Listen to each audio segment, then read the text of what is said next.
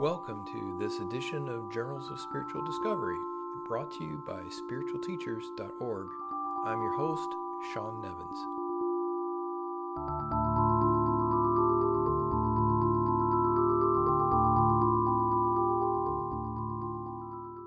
Hello and welcome. I have just a couple of quick notes before we get into this episode. The first item I want to mention is that August 16th through the 18th, the TAT Foundation is having a gathering that is near Chapel Hill, Durham, Raleigh, North Carolina, the Triangle area. Certainly hope that you can make that. The theme is called Running Between the Raindrops. You might ask yourself what in the world that is about, so I just wanted to give a quick quote. It references a phrase that Richard Rose used to use, and I thought this quote gave a feel for it. He said, "But there is another method, another way of life. Its description is also paradoxical. Perhaps the only solution to a paradox is another paradox. The human spiritual quest must become a vector, with all of that human's energy behind that vector. And the shortest distance between aim and objective is supposed to be a straight line. But success in a spiritual venture requires the ability to run between the raindrops, which may appear to be a zigzag course, which may include dynamic feints and matched states of high indifference." So if that quote makes you curious, I hope you can make it to this event. Go to tatfoundation.org. On the events page, you can find more information. It's coming up soon, August 16th through the 18th. I'll be there. I'll be doing workshop sessions, so hope to see you there. One other item I want to mention is that we're having a sale on t-shirts through Friday, July 26th. So deadline's even shorter on that, but you can get 20% off the t-shirts, notebooks, and other items at the spiritualteachers.org store. You may wonder, do I make thousands, tens, or hundreds of thousands of dollars off the store? No, I don't, but perhaps someday I will. Regardless, sale going on right now. Go to spiritualteachers.org. There's a button there that says store. If you click that, it will take you to books, films, and t-shirts. Books and films are not on sale, but the t-shirts are. So 20% off. Got several interesting designs, all or most of which friends have helped me with. So it's a nice collaborative effort. Certainly appreciate all the help I've had with those designs. Check them out. They're kind of cool. Once again, spiritualteachers.org. Go to the store. That's it. I hope you enjoy this episode. All right, welcome to this edition of Journals of Spiritual Discovery. I am here with Filo Sophie King, who is the author of the new book, Imaginary Conversations with Imaginary People, Awakening to the Unspeakable Through Enlightened Dialogue. Welcome. Thank you for joining me. Thank you, Sean. It's a pleasure. Absolutely. We are actually by the Bear River at the moment. Filo is a friend of mine who joins me in gold panning expeditions now and then, so we share that love as well as a love of whatever you want to call it, the spiritual search, awakening, enlightenment, non-duality, all that. And that's why we're here today, not to talk about gold panning, but to talk about this new book, Awakening to the Unspeakable Through Enlightened Dialogue, Imaginary Conversations with Imaginary People. Filo, I wanted to start sort of at the end of the book. There's a statement that you make at the end of the book that I thought was just absolutely remarkable to see. And it says, I believe on the very last page, "My commitment is such that I offer anyone who purchases and reads this book ongoing personal pointers free of charge for the remainder of my lifetime. I cannot guarantee the falling away of that which obscures you. That is up to your destiny, the will of the Absolute. But I promise to be by your side every step of the way for as long as I am alive. I was really, really struck by that, and I'm just, where did the inspiration for that come from? It came from just understanding that what I am trying to share in the book is everybody belongs to everybody. So why should they have to pay for it? And there's a tradition of this in spiritual teachings where, for instance, the Buddha, Jesus Christ, all of these amazing people spoke these words to their disciples and to the multitude, so to speak, and they never charged any money for that. In fact, they even spent their own money or used their own efforts to make everybody, to accommodate everybody. So I just felt it was just very natural to pass that along, to pass that on. Yeah, I just want everyone to know that this is what they are, and it's already inherent, and so it belongs to you. And I'm just going to be here to help you see that if I can, if that's how it shakes out. I'm certainly curious. How long has your book been out now? Is it a few months? About 4.5 months. It came out at the 27th December, 2023. Okay. And yeah, it's been out since then. Have you had anyone take you up on your offer yet? Have people reached out to you? Not directly, but I've been doing some interviews and some things on YouTube, and people are coming through that way, asking questions or commenting on what I'm saying. And so it's kind of working out that way. But no one has contacted me directly yet. Yeah, I was curious about that because I could imagine it being maybe a little bit intimidating that, I can read this book, yeah, but now someone's actually offering to help me, which might mean more effort or more work or be confrontational in some way. Yes, it's definitely a two-way street. I wasn't expecting a flood of emails or phone calls from this, but the offer is out there for anyone to take up on if they so desire. I think if I'd have seen something like that, if I had read the book and enjoyed the book, I would have taken advantage of that too. Did you come across in your path any teachers who exemplified that idea? Not directly. In fact, the person that was my, in quotes, teacher for many years, he did charge money. It was kind of like presented as a kind of a tithe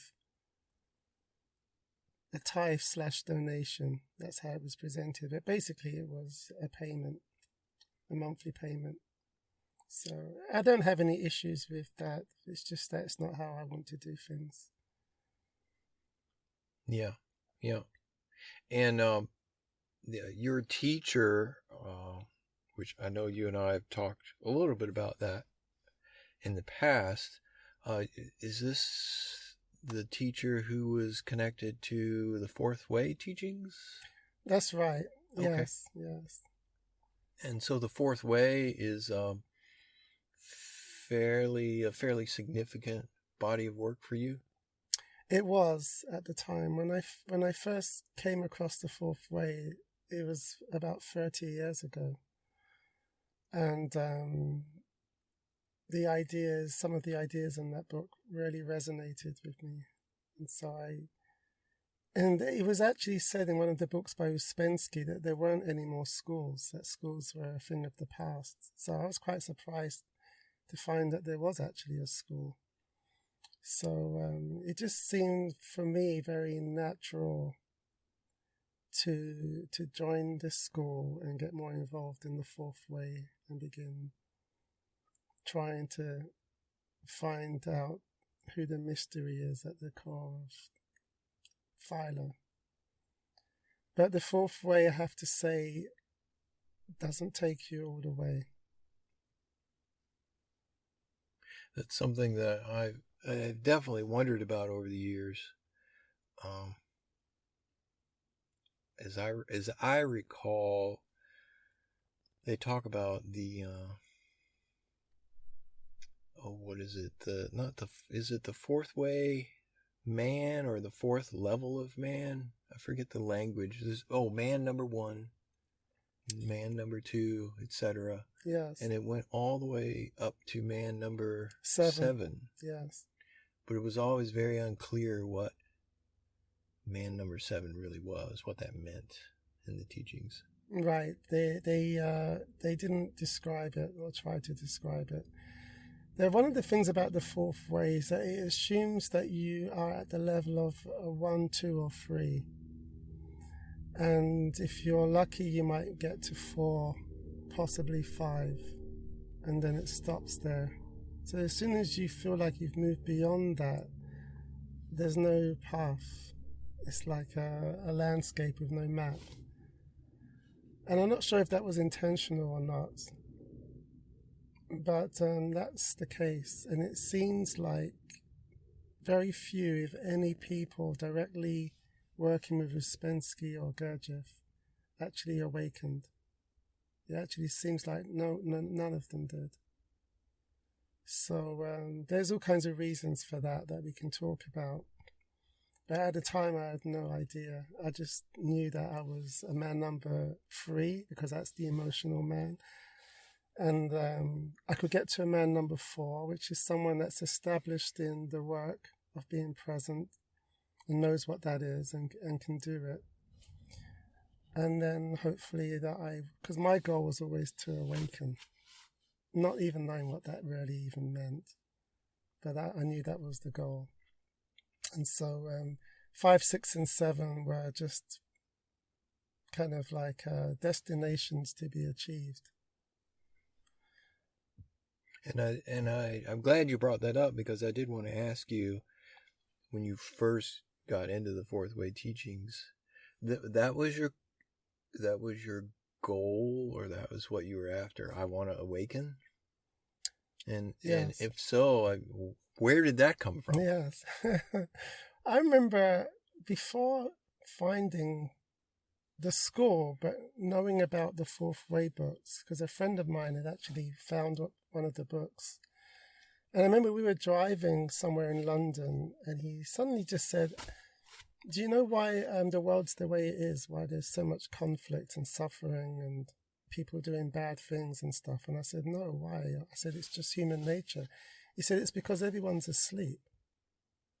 And when he said that, I had this moment of what they would call the third state. It means that you're present and you're aware of your presence. And it triggered that for me, that moment of presence.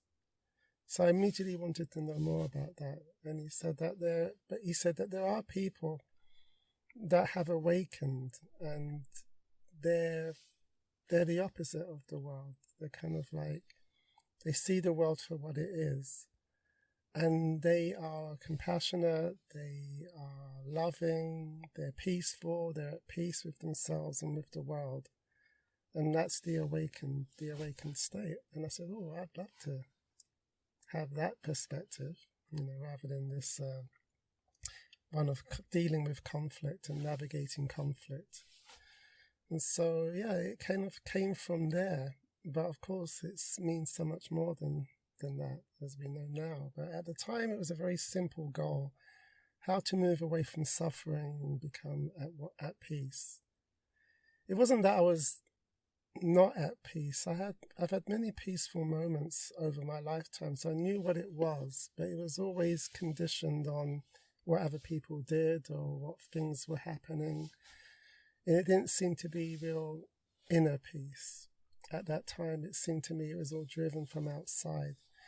So the fourth way kind of hinted at a process whereby the peace was with you, and no matter what happened out there, it wouldn't affect the peace that's innate to you. So That's what took me on that path. And in your book, you mentioned self-remembering several times as a practice or a technique. My memory many years ago reading Uspensky's work of what self-remembering was, I think is probably wrong. I would be very curious to hear an explanation from you of what is self-remembering. Right. Self-remembering, it has other terms that were actually more useful for me. One of them being being present. And the other one was this idea of mindfulness that comes from Buddhism. So self-remembering is kind of that. But in the Gurdjieffian method and in the way that he taught it, the self had to remember itself. And that was kind of misleading because I started out and for a long time thought that this personal self, Philo here, had to remember himself. And so whenever I was present, and a thought would come up and say, oh, I'm present now, I'm remembering myself. And that's the cul-de-sac that one finds oneself in, that the belief in a personal self here remembering itself. So it's already divided, split into two. And now I understand it, that the self that's being remembered, it's not really being remembered, is the one self. You could say it's the one self, or I call it being. And it's not really being remembered. It's more like all of the thoughts, all of the mini-me's, the I-I's, they fall away. And it happens every day with everyone at a certain point. The tension drops away and there's just a moment of peace and no thoughts about the self. And that's it. That's the self-remembering. But that self is universal and impersonal. It's not a personal self. The personal self is the ego. So what I was doing was, for many years, was as an ego trying to awaken. And that's kind of impossible. I don't know if that answered your question. But... No, well, I'm curious from both the perspective of Uspensky and Gurdjieff in their books, as well as your teacher, who was in the Fourth Way tradition. Yeah. Is what they meant by self-remembering different than what you now understand to be self-remembering? So because we weren't there with them, we don't know for sure. And the way it was interpreted by this teacher was a personal self. And that's kind of the experience. Like, we experience this personal self. I'm Philo, you're Sean. You drive, I bicycle. There's this personal self doing things. And, but it seems to me in the awakening, it's understood that that the personal self is just a kind of a construction placed there by our upbringings and society and school and education and all of that. And it's a way for us to be able to navigate the physical phenomenal world and be in the world and do all the things necessary in the world. But in terms of the spiritual search, that is actually one of the obstacles. And so in the awakening, it's understood that the self that was trying to remember was the self that could never remember. It was just a thought construction trying to awaken. And it's understood that the awakeness was always already there. And that's the revelation. But none of that comes through in the Fourth Way books. They didn't get that far with it. They just assumed people were just going to learn how to be present. And it seems like they were not thinking of anyone going any further than that. So then one has to move out of the tradition of the fourth way into other traditions, which is what I had to do. Speaking to you was actually instrumental in all of that. In a way, you just gave me another perspective that I hadn't really considered. And then reading some of the non-duality books, particularly Ramana Maharshi. I don't really think he's non-duality as such. He never mentions that, but he's talking about looking inwards into what one is and seeing that one isn't the thoughts and isn't the feeling of a self, and seeing that there's still something there, and that is what he calls the one self. So from when he said that's the only self, that suddenly made sense, that was the self-remembering that should have taken place 30 years previously. And so then it all made sense, and then I was able to have a breakthrough with that.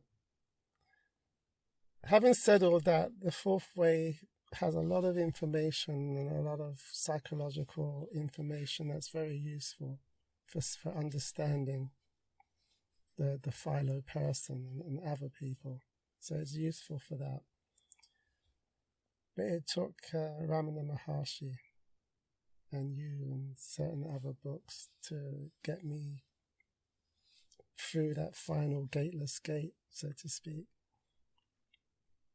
In regards to the about 30 years that you spent with this teacher, would you say that was it towards the end of that time that you felt like you were in this cul-de-sac? I guess my question would be, you must have been getting benefit and feeling like you were getting somewhere with these teachings, making some progress, or you wouldn't have spent that long of a time in it. Did a point come where you felt like, I just got to try something new? Yes, some things happened, and some of them happened way back, as way far back as 2007, when I realized I was no longer on the map. I was no longer on the map. I was out there in the wild without a map, and there was no one that could tell me what was going on at that time. Teacher certainly couldn't. And it was around then when I began to think, there's something's not right here. There's no map for this. There's no teaching for this, for what's happening here. And so I would seemingly move between being this awareness and then being Filo again, and then being this awareness. And this was happening, being the awareness was happening for longer and longer durations. So I still felt that Filo was somehow doing this. But there was some, so I felt like there was some progress, but it was blind. Like Filo was just walking around in circles, having these experiences, not having any real explanations, and just assuming, that's Filo doing, that's Filo making progress. So that's when I began to feel like something was off with the teaching, because everyone else just seemed to be treading water, so to speak. They were being present and not knowing what that was, not inquiring into the presence. And so they just bobbed around, and some of them for even longer than me, 50 years, doing this, without really any further direction. But there was a reluctance to move away from, because it's not just a teaching and a teacher, it's also a community and friends and family. So it was difficult to move away from that and from them, because you were moving away from your social structure and everybody that you knew and everything that you knew. And so that kind of made the process longer, if you like. It took me from 2007. Something again happened around 2017. There's another big awakening that had no explanation or any. I couldn't read about it. I couldn't talk to anyone about it. And then that was 2017. And at that point, I began to then start talking to people outside of the fourth way and looking around. And I saw the TAT website, and I looked on it and I saw your name as someone living in San Francisco. And so I thought, oh, maybe I could contact this person. And it still took me a while to do that, but eventually I did. So all of that time I did benefit from the social structure and the way that that teaching was set up. It was set up to be present to beautiful things. So going to art galleries, listening to beautiful music, dining with beautiful, plates and flatware. Everything was based around beauty and around the arts. So that kind of keeps you engaged for a while. But it's also a distraction from the actual spiritual search. Now you're just swapping one environment for another one. Yes, it's more beautiful and there's presence there, but it's not the awakening. So it still has the shortcomings.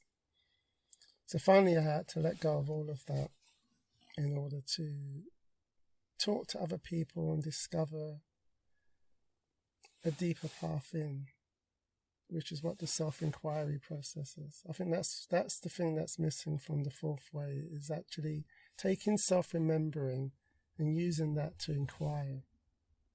That concentrated attention, using it to inquire inwards into what is actually present here. And then you can discover and make those final steps. But if your awareness is always out there, being present to that tree, then you're not looking in. And so you don't make the discoveries that need to be made. That reminds me of a quote about self-remembering from your book. Let's see, you said, I applied it, meaning self-remembering, by building my life around it. If my eyes were open, I was self-remembering or trying to self-remember or thinking about self-remembering or reading about it, sometimes even dreaming about it. Self-remembering really has to become your life. Only then can you attempt to go beyond it. Self-remembering by some means or other has to become self-realization. When I read that, I feel a certain intensity or dedication to it, and but I think sometimes when I talk with you, you have a very easygoing way about you, and I wonder, well, is Philo really this intense guy on the inside, and he just has kind of a personality that he puts on show for the world of being easygoing? So which is it? Well, it's both. But what I'm really talking about there is the intensity of the spiritual ego. It's like when we were talking earlier of burning that stick, using the stick to move the embers around, and so the fire eventually burns out, and so does the stick. Well, that's what was happening there for Philo, is that all of these efforts were coming from an ego, a spiritual ego, trying to awaken. And that spiritual ego, at least for me, had to burn out. And in the burning out of the spiritual ego, the realization can happen. So the self-remembering is really the spiritual ego's practice. For me, it took that long to realize that the practice was going nowhere. In fact, it was designed to go nowhere in a way. It's designed, in a way, spiritual practices are designed to burn out the spiritual ego. It's the only way that it will die. It won't die by itself. It won't intentionally kill itself. It will always be trying to become the thing. And so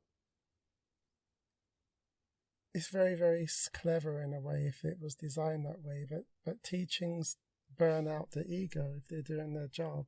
And then something that can, as soon as that ego falls away, the truth is seen. And then you suddenly realize the ego was the final veil. The spiritual ego is the final veil in a way. And as soon as that burns out, then the truth can be seen. And then the self-remembering does become self-realization. But it's not the ego self. The self-realization is the one self, the non-dual awareness that we all are. I'm probably a bit more easygoing now than I was back then.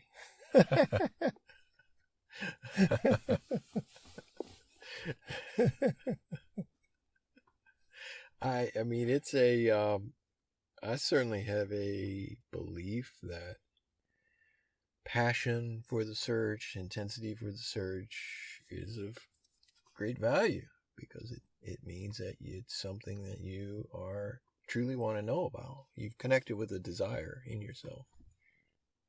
Yes, for sure. It is very, very, I feel like it's very important. So sometimes these days, people try to bypass all of that. They take the non-dual teaching and they say, I'm already that. And you have to wonder, are they really already that, or are they just saying that? And without making any judgments about it. But for me, the journey was to burn out, was to be that passionate and to see that that wasn't going to do it. And to suddenly there's this kind of relaxation, kind of like a death. In a way, it is like, I experienced it as death actually. There was a when the Philo spiritual ego burned out, there was a disappearance of Philo and Philo's world and the whole world. Everything was gone. There was nothing there except there was something there. And I was describing it to someone the other day. I described it like the fire goes out, and there's a little curl of smoke, the final curl of smoke, and then that disappears. And in that final curl of smoke, something is seen. The ego, the spiritual ego, sees the futility of everything, and that what's really there, what it's been searching for, was always already there. And it's able to let go in that moment and just be that smoke disappearing. And then it comes back. It's not like you die and you're dead. You come back, but now this understanding is in place. And so the ego can no longer fool you. It can no longer say, oh, that's me being present. It just can't do that anymore.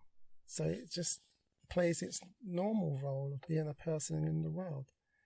And I happen to be very fortunate that I work with young people at risk, and the spiritual ego is very suited to that kind of job, because it is naturally peaceful and wants to be helpful and wants to help in any way that it can. So the spiritual ego finds a place for itself in the world and continues, but it doesn't have this wrong picture anymore. The wrong picture has been destroyed. And then the beingness directs everything. For me, the beingness is doing everything, and we're just the vessels or the instruments for that doing. So I don't ascribe anything to Philo. You wrote, I've never really meditated.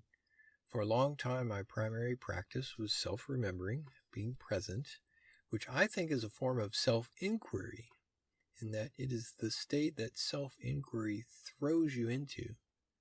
I have found that I no longer need to practice this. Being present has become as effortless and natural as breathing. So is self-remembering the same thing as self-inquiry? It starts you off in the same place. Like, you can't do self-inquiry without being present. So as soon as you say, who am I? That evokes presence somehow. Somehow the ego falls away in that question. And there's presence. And so self-remembering does the same thing it's kind of counterintuitive, but when you suddenly understand that you're aware of the tree and also you're aware of Philo here, somewhere in between that there's presence. And so that's what I would call self-remembering. That suddenly the thought goes, or the attention divides itself between the person here and whatever is being seen out there. And in that space is presence. And self-inquiry does the same thing. But self-inquiry has a deeper intent, because now we take that presence and we use it. The presence is kind of like a focused attention, or it can be that way. The attention can be focused in presence, and then it can be used to turn inwards and to look in, to see, or is there a Philo here? Who is this person here? And you can then see that actually there is no one there. There's no person there. Philo's an idea that commandeers the body, seems to direct the body, or it makes those attributions to itself. It says, I'm walking, I'm running. In fact, Philo's just commentating on what's happening and attributing. So that's seen through with self-inquiry. One sees that Philo is just this voice that attributes whatever is happening to itself. And then one keeps looking, and then it just becomes self-evident that what's looking is awareness looking at itself. It's all awareness. And then that can open into understanding that the world itself is the same awareness. That everything is just awareness. And so we have this idea that all of these years we were looking out of our eyes into the world, when really what was happening was awareness was looking inwards at itself. That's kind of how I see it now. So awareness just looking inwards and seeing the world, and it not being separate from the world. But the world depends on awareness. Like the world can disappear as it does, like at night, the dreamless sleep stage. The world disappears, but awareness is still there. So awareness isn't dependent on the world. It transcends whatever it's looking at. It somehow has a transcendent aspect to it, and in that sense, it's unconditioned. It's not conditioned by. It's not dependent on phenomena. So that all of these things that you read about suddenly begin to make sense once you've inquired and come to that understanding. Then you see, oh yes, everything depends on this, on awareness. Awareness is unconditioned. All of this is conditioned. And it's not that it's a separate thing. It's not that it's different. It's the same, but it's just conditioned. It's almost like the awareness is the unconditioned source of all conditions. I'm using a lot of words here, but I hope I'm conveying something. It's your fault, Sean. I'm asking questions, and that does tend to generate words. Yeah, they're great questions. Although we could go into silence. Yes. I don't know how useful that will be for the interview. Well, it should be known that the silence is also for me, very important. It was a way when I started to, after talking to you and delving more deeply into Ramana Maharshi's work and beginning to explore the self-inquiry, what happened quite naturally was that the thoughts just fell away. There were just periods of time with no thought, and there was just the pure discernment. And that's, I think, is what the silence and the no thought is very useful for, is that it can be discerned more clearly what awareness is and what your being is, because the thoughts are not distracting you. And it's mostly the thoughts that do the distraction, it seems to me. So the silence for me was important.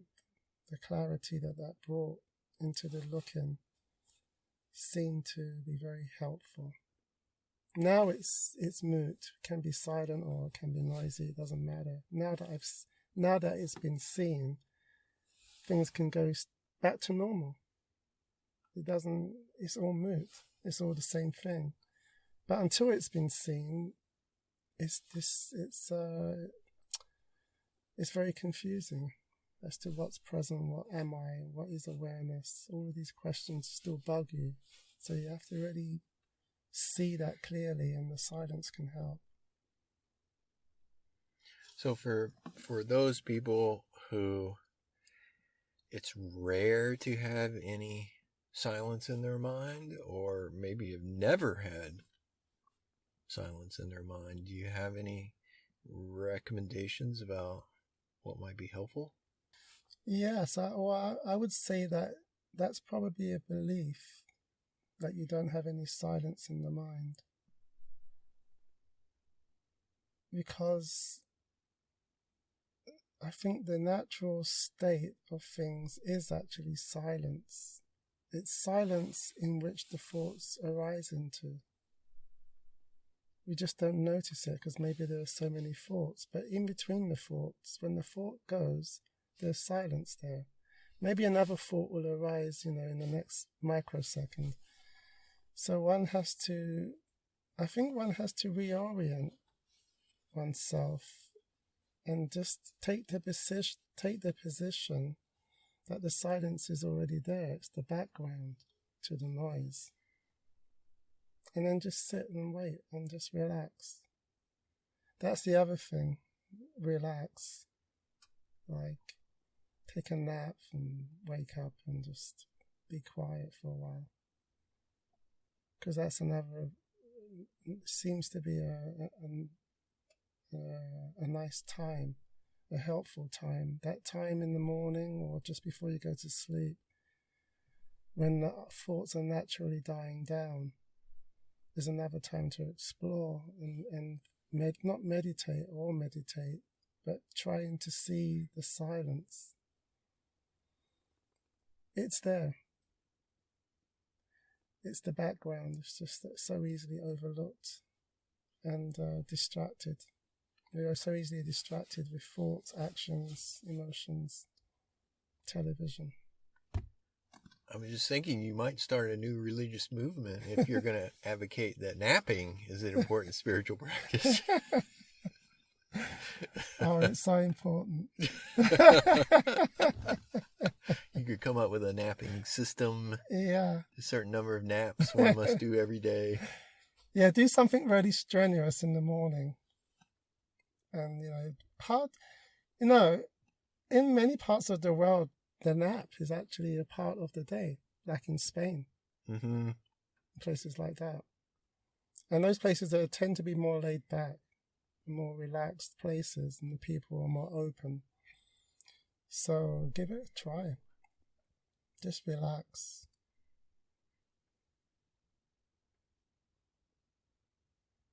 Like the thoughts just disappeared. Yeah. That's happening all the time with people. They're just not paying attention. They're too busy driving.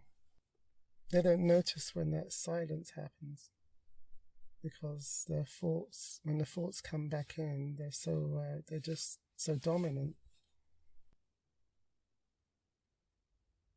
It sounds like what you're saying is that self-remembering is a practice that can lead you to self-inquiry, but a person could also do a more direct self-inquiry.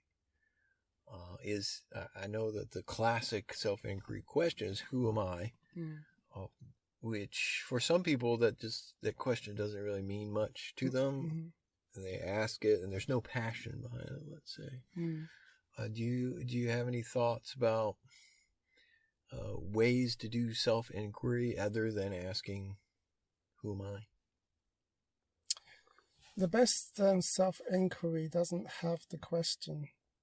Like, the question is part of the practice for the spiritual ego. But the intention behind the question, I feel like, is what's doing the work.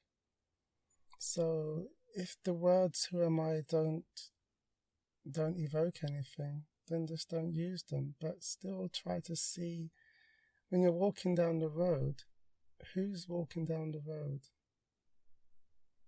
And just try to see who's actually walking down the road now. Who's speaking now? Who's eating now?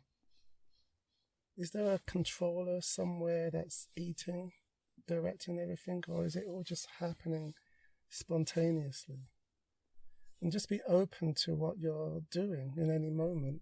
Like, one of the revelations for me, this was a few years ago, I was eating and I suddenly looked at my hands moving and doing all this stuff. And I thought, how can there be a person in here making all these decisions? It's too fast and too spontaneous. I don't even know what piece of the dish I'm going to eat next. All right. There's no one in there doing that. That's happening. So that's self-inquiry right there. Now you've understood that there's no one in here directing everything. It's all just spontaneous happenings, spontaneous intelligence happening. And then a thought is overlaying itself on that and saying, that's me, I'm eating. So just to see that in any moment, whatever activity it is you're doing. And actually, when you're doing sports, that's another great time to inquire, because often, if you're playing it at a good enough level, there's no me there. It's all just happening. You can see that. You don't have a me saying, I'm going to throw the tennis ball and then I'm going to hit it at just that moment so that it goes over the net fast enough to go past the other guy. No, that all just happens in one fluid, no meanness. And so you can think about that as you're playing. Well, who's doing this? Especially, the better you are at a sport, the easier it is to see that there's no person doing it. All right. Why is that? Why is it that when I'm struggling with something, whatever, let's use your sport analogy. Let's say I'm trying to learn how to do whatever you call it in tennis, serve. I'm trying to learn how to serve the tennis ball. I've never done it before. It's really, really hard. And I feel like I'm working really hard and I'm getting frustrated with myself. I can't do this. This is not working. I'm looking at the ball very carefully and thinking about all this thinking is going on. Yeah. And why is it that all of that seems to make it much more me and real? Yes.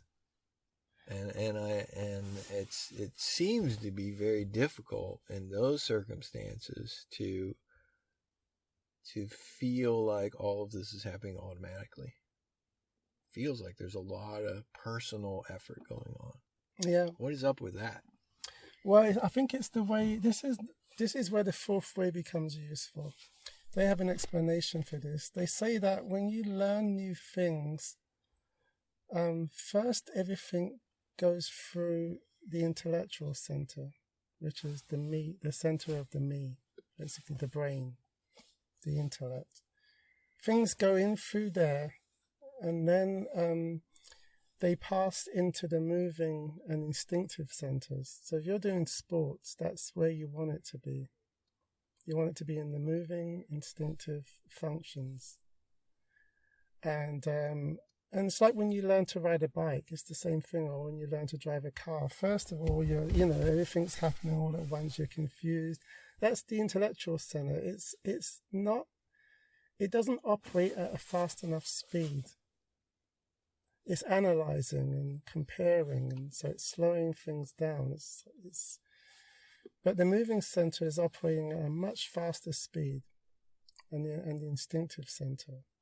So once the learning has got into those centers, basically the intellect can just shut down and not be involved. And the more it's shut down, the better the person is at playing, because they just don't have that second guessing analysis stuff going on.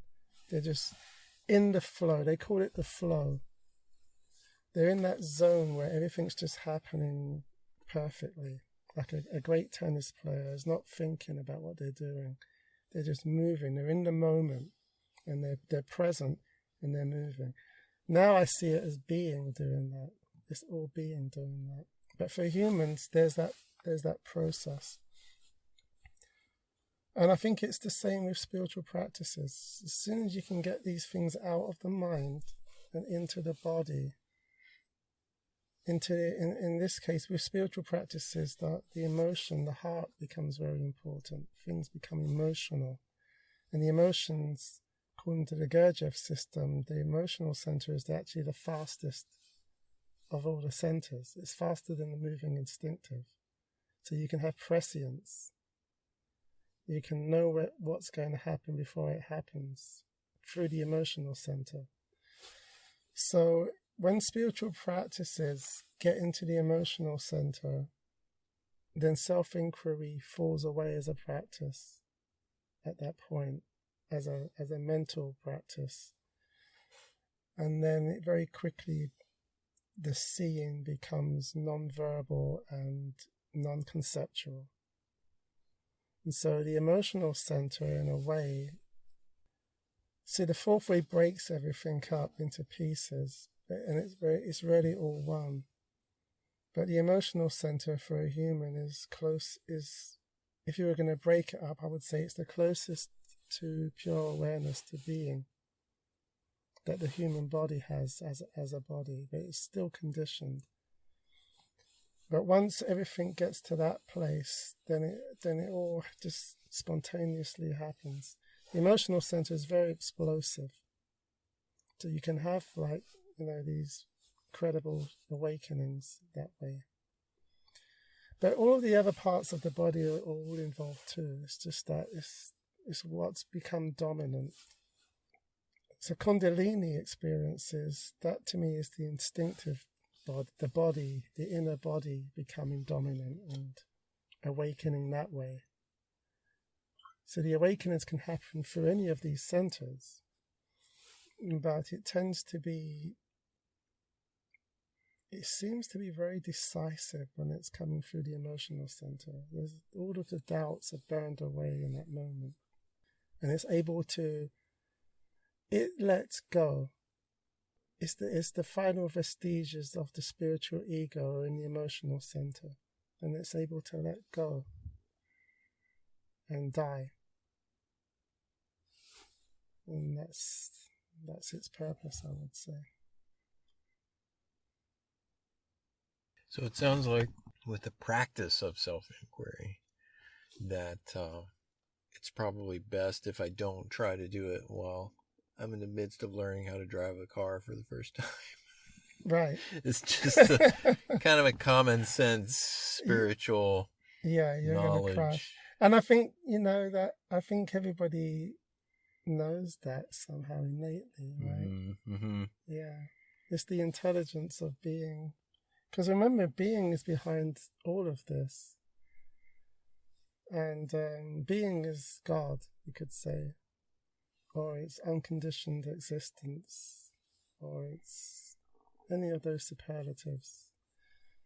And that's what's doing everything in the end. It seems like it's playing some kind of game, hide and seek or something, but in a very sophisticated, unimaginable way. And in itself, it's unspeakable. That's kind of why I touched on in the subtitles that what I'm really pointing to can't be spoken.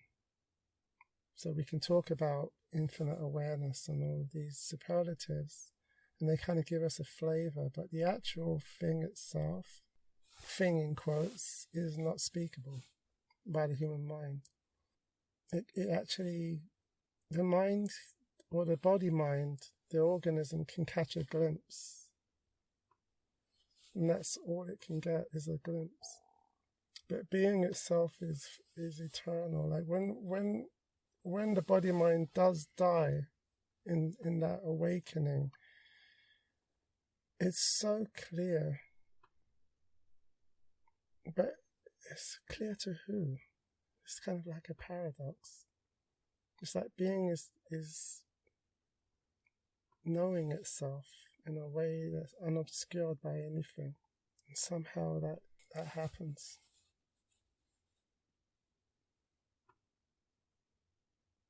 If it hadn't been written down, it would still be a mystery. Like, I think, like, the fact that the Buddha and all of these sages over the millennia have pointed to the same thing, or no thing.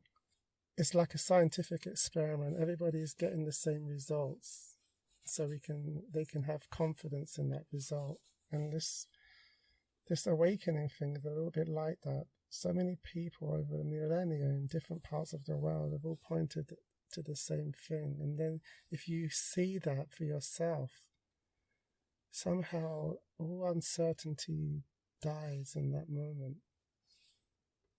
It's not because you read it somewhere, it's because it's seen, it's so self-evident. And then you go back and you read these doctrines and these teachings and you say, oh yeah, the mind can then accept. The mind can accept it. Because I think for me those first coming back from whatever happened there, the mind just didn't have a clue what was going on. It was just really confused, and yet there was this peace and certainty there. So the mind just kind of accepted.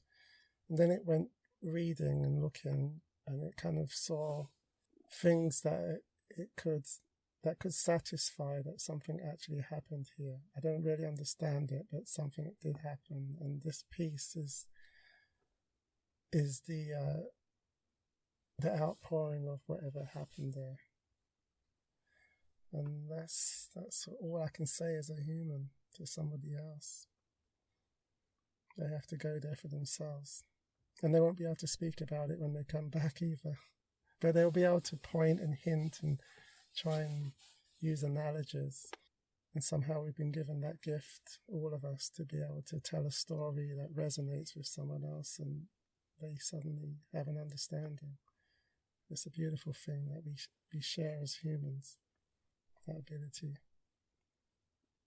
Well, let me check my questions here. I feel like we've dived very deeply, very fast, and what more could be said? Mm-hmm.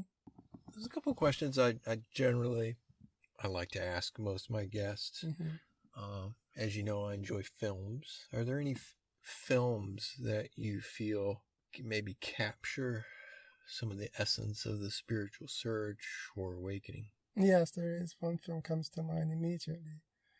It's called Contact. It's with Jodie Foster, and it's based on a Carl Sagan book. Tell me more. Yeah, she's always interested in finding life out there and amongst the stars, even as a child. And she grows up to become a scientist, working for SETI. It's based on a real person, I think. Working for SETI, looking for some sign of life, and eventually they get a signal and they decode it, and it's a map. It's a schema for building some kind of a machine that will take them to where the signal's coming from. So they build it. They build two, actually, because one of them gets destroyed. And the person that's supposed to go on the one that gets destroyed, he gets killed. So she's the only other person qualified. They didn't want her to go, even though she was the most qualified. Anyway, she gets to go on the second one that's built in Japan. And she goes. And so the machine is kind of like this gyroscope kind of device with a pod. So the gyroscope starts spinning, and it gets faster and faster, and then it creates this kind of energy. And then the pod just drops through. So everyone looking from the outside sees a pod drop through and get caught in a net underneath the machine. And that's it. Like 2 seconds. For her, she goes on a journey that lasts several hours. And she travels through these wormholes and comes to this world where these beings are that contacted her. And the beings come to her. The being comes to her in the form of her father, and it does that so that she's not afraid, she's not scared. And so at first she thinks it's her father, and she hugs him, and he starts to talk to her, and she figures out that that's not her father, that's the being. And she says that to him, and he says, "That's my scientist." There's something that the father used to say to her all the time. When she figured something out, he would say, "That's my scientist." Wow. So the being has seen everything somehow. And so he says that. And then he tells her 1 or 2 things. And perhaps, at some later point, more will be known. We might send some more information. And by the way, we're not the first. We're one of thousands. This has been going on for eons. We're just the ones now sending it to you. And then so she comes back. She has a recorder on a helmet, so she thinks she's captured everything. So when she comes back, she's so surprised to see everybody looking at her as if to say, "Well, that didn't work." She goes, "What do you mean? Well, you just dropped through the machine, and now you're getting out." So no one actually believes her. She tries to tell the story, no one believes her. And then later, the government get a hold of the recording. And the recording is 8 hours of static, but it's 8 hours. So they know that she's probably telling the truth. And then the story ends that way. But the way that I relate it to the spiritual search is that all of this effort is made for years, this whole journey, searching for something. And then the answer comes in a split second, and you can't tell anyone about it. So that's kind of how I feel. Yeah. You can only point and say you are, but you can't actually describe the experience. And no one would probably believe you anyway, even if you did. Yeah. It's a really beautiful film. And how about books? If you knew that you were going to get sent to a desert island for the rest of your life, what's 2 books? 2 books? Yeah. Gosh. And that's a more difficult one. There's so many books. Exactly. What's the hardest one to follow that when you do get it, I like Huang Po. So what's that Zen book? The Zen Teachings of Huang Po. Yeah. It's a very thin little book, but you can read it over and over. It's a great book. And what else do I like?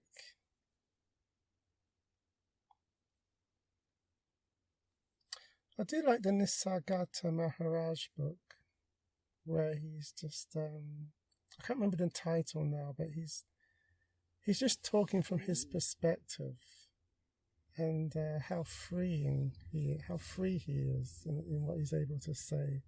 He obviously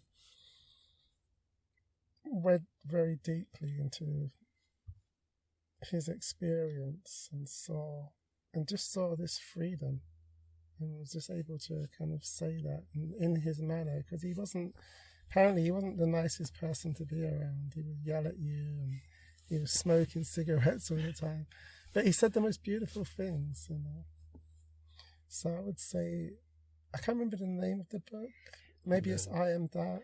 That's his most famous book, Yeah. I Am That. It might be that. It might be one of the others.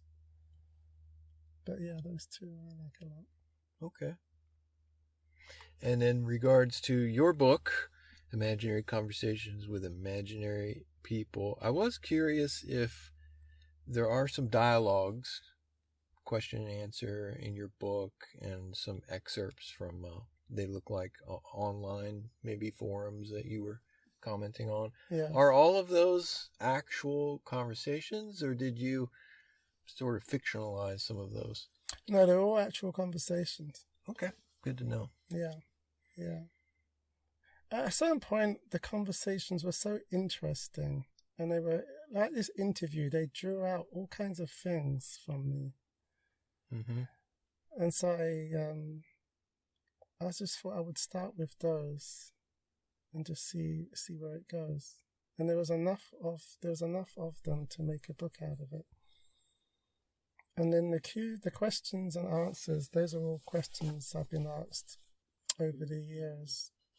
Even while working in the fourth way, there are some things about the fourth way that are useful even after this, in terms of understanding the body and how it's built. I think there's a lot of very good information about the four centers, for instance. And there are finer and finer divisions of this. So for a psychologist, it's a goldmine. I don't know why more psychologists don't read Unspeakable, because he really understood a lot about the human organism. So yeah, everything is verbatim, and I tried to be respectful of the other parts of the conversation. I paraphrased them because I didn't want to name anybody. I didn't want to impose on their privacy in that way. So I answered either directly using the whatever response came up, or I paraphrased to set the background to what I was going to say, and seemed to come out quite well. Quite happy with it. Yeah, I definitely recommend the book. Available on Amazon, right? Amazon and Barnes and Noble as a hardback. Oh, the hardback as well. I love hardbacks. Yeah, the hardback look. I have to say this, I'm not bragging, but I surprised myself with how good that looks. I'm glad you brought that up. I did want to mention some of the illustrations in the book are really evocative. Perhaps is the right word. I know I had pitched you the idea of perhaps making a T-shirt off some of these. Yeah, I'm open to that. Really good. Yeah, I'm open to that. Whatever you want to do with that. Yeah. I have all these as PNGs, high res. Yeah, they're inspired by the brush and ink pen work of the China and Japan. I just love how I used to watch Thich Nhat Hanh, and he would do this painting, and it would just one brush stroke and spontaneous, and it would look beautiful. And I thought, I really like that.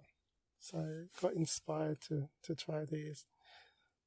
I did these with an AI, and then I tweaked them. It's good work. Yeah. All right. Get the book. I recommend it. If people want to find out more about what you're doing, what you're up to, do you have a website? Yes. I'm on Facebook. Just search for Filo Sophie King. But there's also a website that I'm doing with James Waite, who's another non-duality speaker. I've known him a long time. And that's called Non-Duality Living Cafe. And that is on YouTube. It's a YouTube channel. It's a website. And it's also on Facebook. So you can find me on either of those channels. Those are probably the best ways to reach me. Other than if you do buy the book, I did put an email address in there. That's right. We're not going to reveal it, though. No. You got to buy the book to get the lifetime spiritual support. Yeah, I know. I mean that. So if you do buy the book and you do want that, please send me an email and we can strike up a conversation. Excellent. Thank you. Thank you, Sean. It's been very enjoyable. It's been a pleasure. Yeah. I mean, we could talk more, but we got to get back to goat painting. Right? Got those nuggets to find. Thank you for listening to this edition of Journals of Spiritual Discovery. I'm your host, Sean Nevins. For more information about today's guest, as well as more interviews, books, and other resources, go to spiritualteachers.org. That's spiritualteachers.org.